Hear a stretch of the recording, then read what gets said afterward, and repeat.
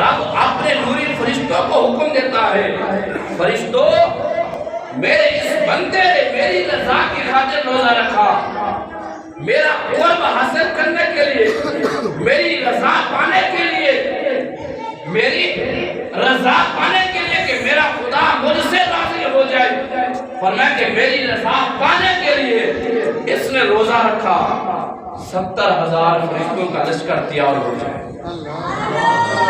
قبلہ ناصر صاحب 70,000 کا فرشتوں کا لشکر تیار ہو جائے، مولا کرنا کیا ہے، معاملہ کیا ہے، آج کون سا کام کرنا ہے؟ آگے میرا رحمان خود جواب دیتا ہے۔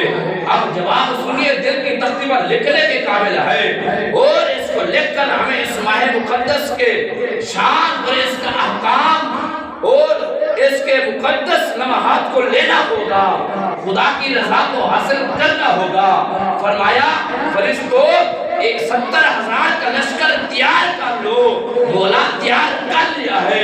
فرمایا کہ جس بندے نے اس ماہ مقدس کے اندر خدا کی رضا کے لیے روزہ رکھا ہے، خدا کو راضی کرنے کے لیے روزہ رکھا ہے، فرمایا کہ صبح سے لے کر شام تک اس میرے بندے کے لیے بخشش کی دعا کرتے ہو۔